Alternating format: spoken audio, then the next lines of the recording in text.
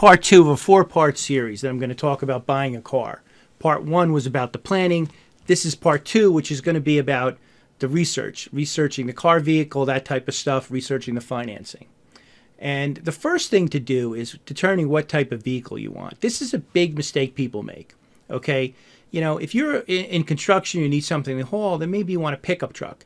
But if you're going to be commuting and beating up this car, you want probably something that's economical, that's reliable, and maybe you don't need all the bells and whistles because it's going to really, you're going to run it into the ground. So you got to figure out what type of truck you want, what kind of car you want. Do you want a sedan? Do you want, you know, if you're a young guy and you want to impress, females, or what kind of car do you want? Okay, you probably don't want to buy a minivan. So anyway, think about what you're going to use it for, what the plan is. Do you want to keep it for 10 years? Do you want to keep it for 5 years? Do you want to keep it for 1 year? All that kind of stuff is important in determining what kind of car you want.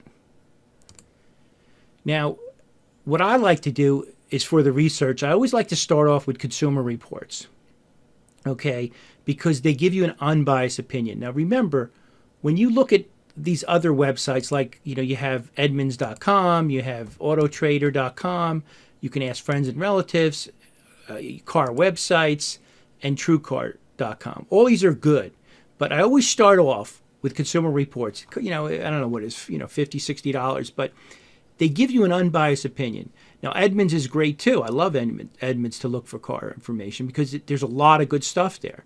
But remember, that's a for-paid site, so they're going to probably sway you over to parts of the website that may not be your best choices. And I'm going to show you this in some websites. It's really, you know, crazy, but it's a great website to use. It helps verify what you saw in Consumer Reports. AutoTrader, okay, here they give you a lot of different stuff in AutoTrader. For example, in AutoTrader, you can see what your car is worth if you're looking at a trade-in. TrueCar.com is one of my favorite because what that does, it actually tells you what people are paying for the car you're looking for or truck in the area.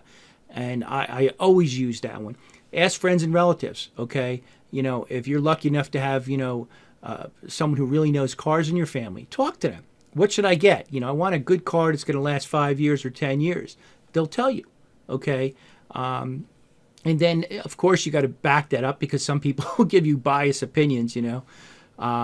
And talk about, you know, look at car websites. Car websites give you a ton of detail on that car, all kinds of specs. You can really dig down if you're a car guy and figure out exactly what you want.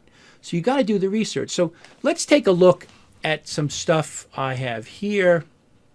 I want to start right here. Okay, so I am going to just go through. This is Consumer Reports, okay? And I'm looking for a pickup truck, let's say. So this is where I would start, pickup trucks, right? This gives you overview, reliability, buying guide, which is good. It, you know, it talks about, you know, negotiation and some of the stuff I'm talking here, except they're not going to be as blunt as I am when I talk to you. So if you look at this, okay, I selected all. I want new. I don't want a used truck, okay? And here we have compact trucks, right? And down here we have, what do we have here? We have full size.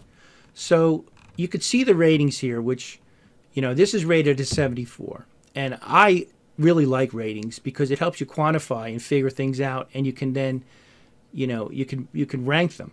And what they're saying here is the best compact truck is this 220 Honda Ridgeline, right? And then look at down here. You can come down and you can see, like, you know, some of these Toyotas are 47, you know, Chevys, you know, these are really low ratings, 37. So there's probably something, I would be concerned if I was going to buy one of these trucks, okay? And the dealer's not going to tell you that. When you walk into a dealer, you walk into, you know, a GMC for this Canyon, he's not going to tell you that, well, the overall rating was 37. You got to know this going in. Now, this may be a great car, and people love this truck. I know that. But Consumer Reports doesn't. And here we have full size. Okay, here's the 2019 1500, you know, the Ram, which, you know, probably something I would buy. I mean, I would like something bigger to lug around stuff. So everybody likes the Ford F-150. Let's see where that is. Okay, that's a 57, you know. So more than 10 points lower. So I would probably, I would probably, based on this, my initial reaction is I would look for this. I would want the Ram 1500. So I would then go over to Edmunds and see what they have here. Now here, they're talking some prices, okay? And let's do a little research here. Let's see. So we're looking at this car right now, the 2019. Wow, that's a big spread. And this is a decent rating, 3.5 stars. 8.6 out of 10. Fully redesigned, which makes me nervous. Let's look at the 220. Let's see what that is. Oh, they got one guy. One is not a good sampling, so I wouldn't rely on that too much. But let's compare that to the Ford F-150.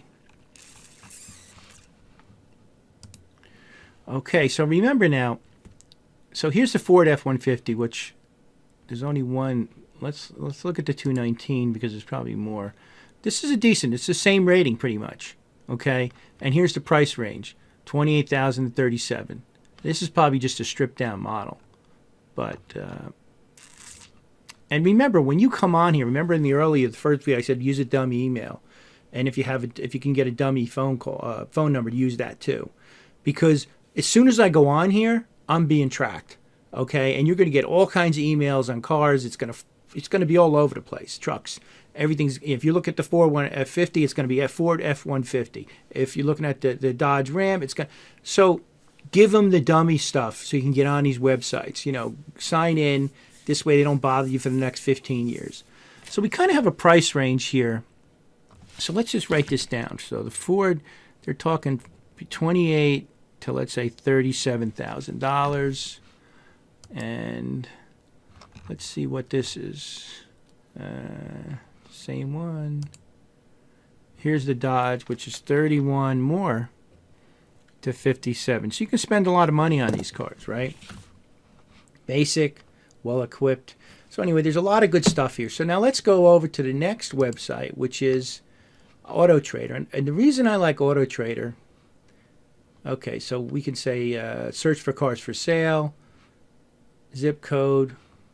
They also have Value My Car, which is good.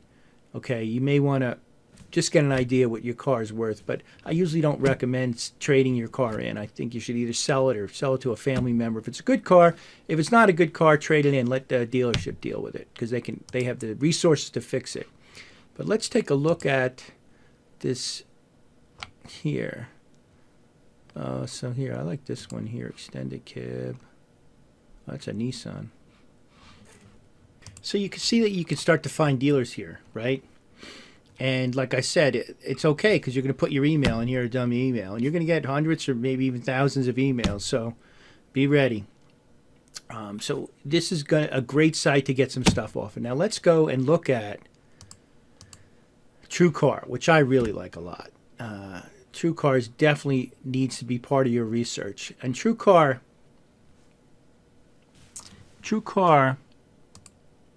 let's see what we want here. Okay, so let's look. We want the classic. This one looks nice. I want this one. Next. Okay. Well, we got, what is this here? Because I did some favorite cars. Okay, so this, they're starting there. I want this here. Crew cab.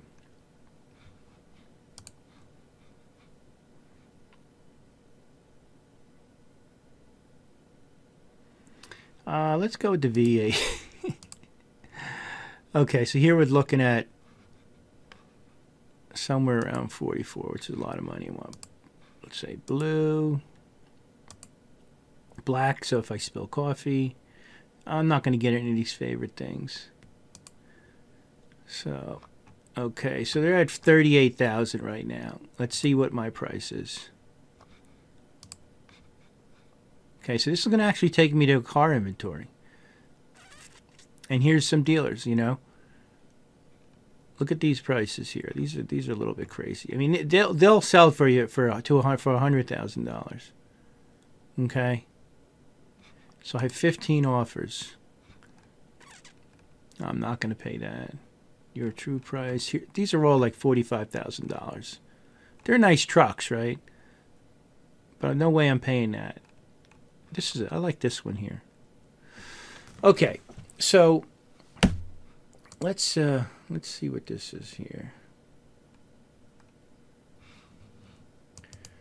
So here's like a breakdown of this truck I like a lot. They say 45,000. Others paid. This tells you what other people paid, right? And here's the breakdown. 8.